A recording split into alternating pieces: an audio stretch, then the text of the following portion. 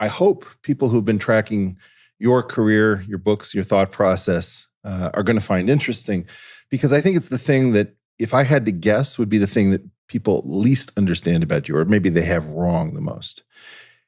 Ever since I've known you, your focus has weirdly been reduction of violence across a great number of different topics at a level that I don't think has leaked out into the public's understanding of you and what causes you to make the choices you make. How do you see growth as attached to reduction of violence? Well, I think that it's very hard to see how anything like the kinds of societies we have in Western Europe, the United States, could function without growth. I think the way sort of a parliamentary Republican democracy works is you have a group of people sitting around the table, they craft complicated legislation, and there's a lot of horse trading. And as long as the pie is growing, you can give something to everybody. When the pie stops growing, it becomes a zero-sum dynamic, and the legislative process does not work. And so the sort of democratic types of parliamentary systems we've had for the last 250 years have mapped onto this period of rapid growth. We had sort of a very bad experiment in the 1930s where the growth stopped, at least sort of in the economic sense, and the systems became fascist or communist. It doesn't actually work. And so I suspect that if we're in for a period of long growth, I don't think our kind of government can work. I think there is a prospect of all sorts of forms of violence, more violence by the state against its citizens. There may be more zero-sum wars globally, or there may be other ways things are super deformed to pacify people. So maybe everyone just smokes marijuana all day, but that's also kind of deformed. But I think a world without growth is either going to be a much more violent or a much more deformed world. And again, it's not the case that growth simply solves all problems. So you can have very rapid growth, and you can still have the problem of violence. You can still have bad things that can happen, but that's our only chance. Without growth, I think it's very hard to see how you have a good future.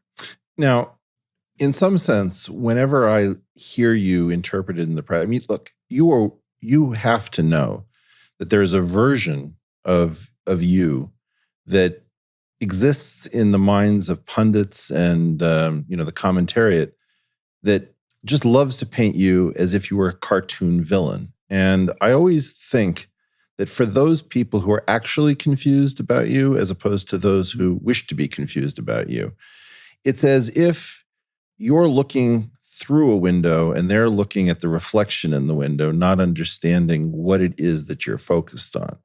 Why do you think it is that almost nobody sees your preoccupation with violence reduction? Well, it's I think it's hard for me to come with a good answer to these sort of sociological questions. I think that I think people generally don't think of the problem of violence as quite as central as I think it is. I think it's a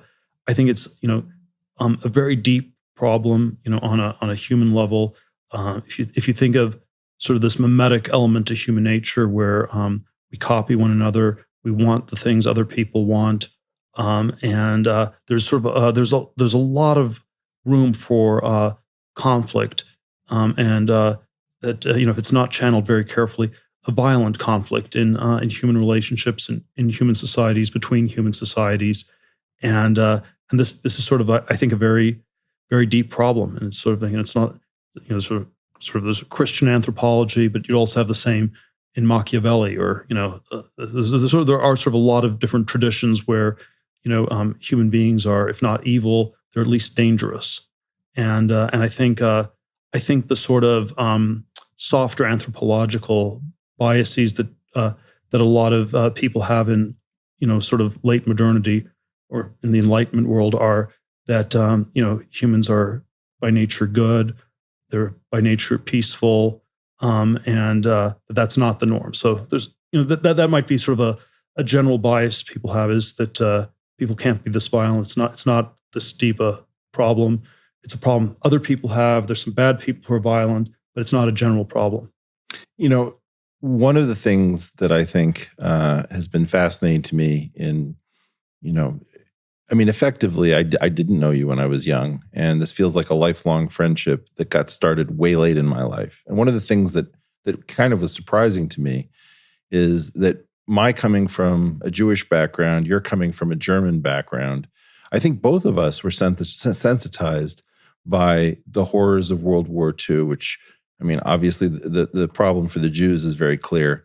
But the fact that Germany never really recovered its proud intellectual traditions, that had gotten bound up in a level of mechanized and planned violence, is a decimation of a great intellectual tradition.